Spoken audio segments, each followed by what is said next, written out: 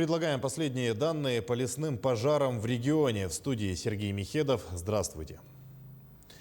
Новые дома взамен сгоревшим построят жителям села Беськуэль горного района. Сейчас в населенном пункте работает глава республики. Айсен Николаев поручил правительству Якутии в кратчайшие сроки рассчитать весь ущерб и построить пострадавшим новые дома. Об этом он сообщил в своем инстаграм-аккаунте. Ранее днем от перехода огня с лесного пожара пострадали 15 жилых домов и 8 хозяйственных построек. Как отметил Айсен Николаев, в селе все еще стоит сильный ветер. Ранее глава республиканского Кабмина Андрей Тарасенко сообщил о том, что всем пострадавшим окажут необходимую помощь. Речь идет об организации пунктов временного размещения людей, медицинской помощи, запуска автобусного сообщения между Горным районом и Якутском, компенсации, восстановления жилья и инфраструктуры. Для координации этих вопросов премьер республики Андрей Тарасенко провел оперативное совещание с министрами и руководителями ведомств республики.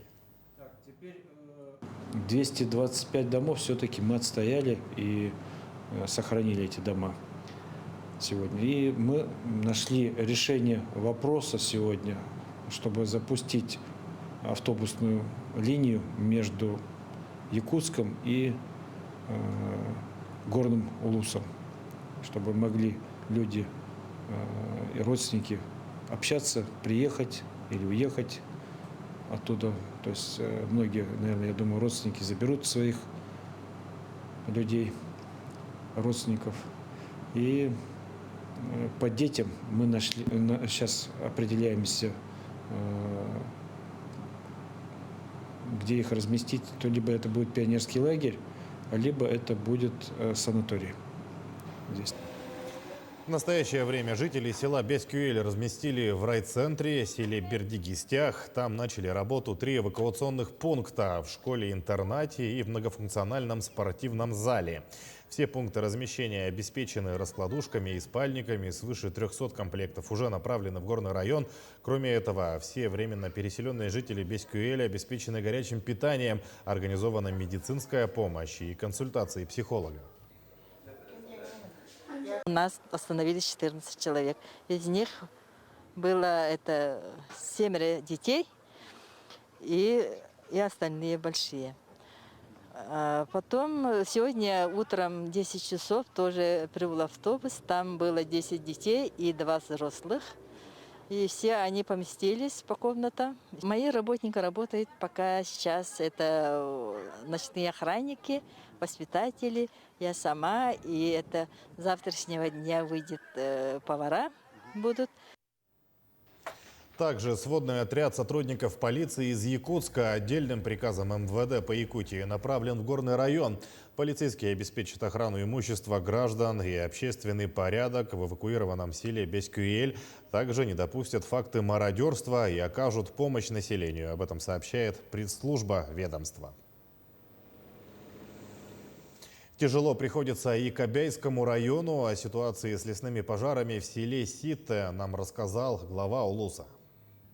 По состоянию на 17 часов на территории Кобяйского района действует 8 лесных пожаров, а также произошло одно возгорание в селе Кальвица из-за упавшей опоры линии электропередач. Далее огонь перешел в лесной массив. Туда направлена группа из мобилизованных из поселка Сангар. Всего на тушение пожара задействовано 450 человек и 60 единиц техники.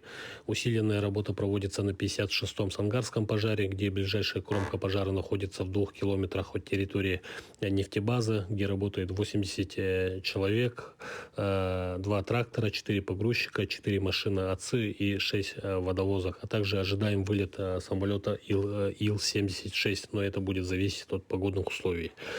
Уже 6-й день кромка пожара удерживается в Ситинском наследии на расстоянии 1 километр, где сегодня работают 140 человек. Из них 62 человека – это прибывшие профессионалы, в составе которого входят Амурский отряд, Тувинский, Тюменский, ДПС Якутск, МЧС.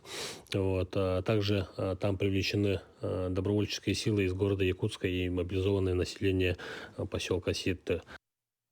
Сложной остается обстановка с природными возгораниями и в Татинском районе. Там руководит тушением очагов первый вице-премьер правительства Якутии Дмитрий Садовников. Он сообщил последние данные по лесопожарной обстановке в Татте.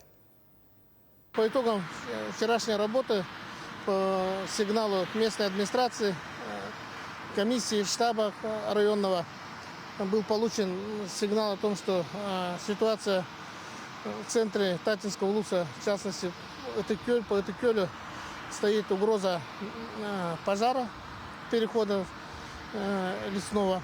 И по решению главы региона Арсения Сергеевича Николаева и оперштаба здесь была переброшена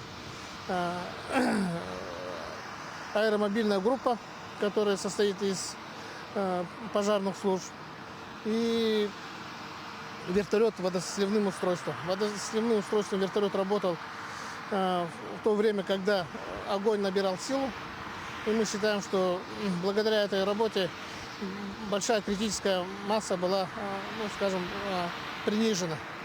Я, пользуясь случаем, тоже хочу выразить слова благодарности тем людям и жителям, в частности, Наслега, которые вышли и активно работали, не покладая рук. И также хочу выразить слова благодарности соседним районам, которые тоже, несмотря на время суток, вовремя прибыли и здесь продолжают работать.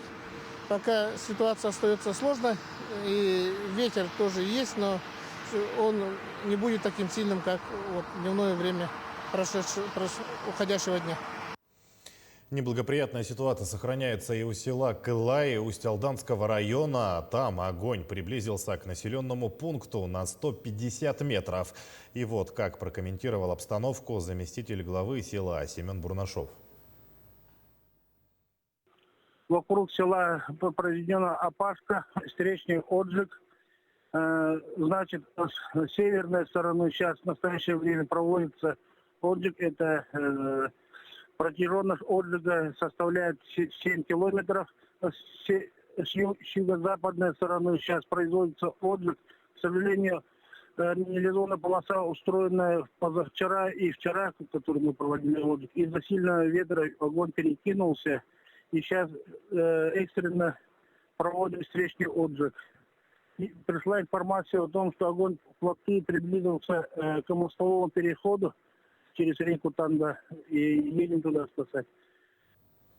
Общественный добровольческий штаб по борьбе с лесными пожарами набирает добровольцев, желающих выехать в Улусы.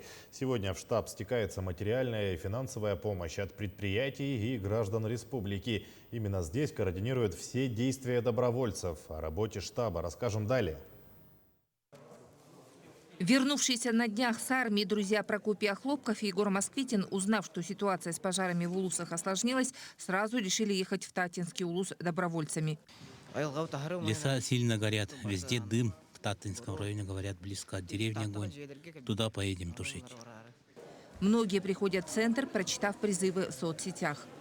Почему не помочь? И постоянно задымленность. У меня много детей, поэтому чувствую ответственности. Это мой долг. Завтра утром выезжаем. И насколько? Пока на неделю. Вы тоже ездите, да? Нет. Я с детьми. А вы с детьми остаетесь? Жена.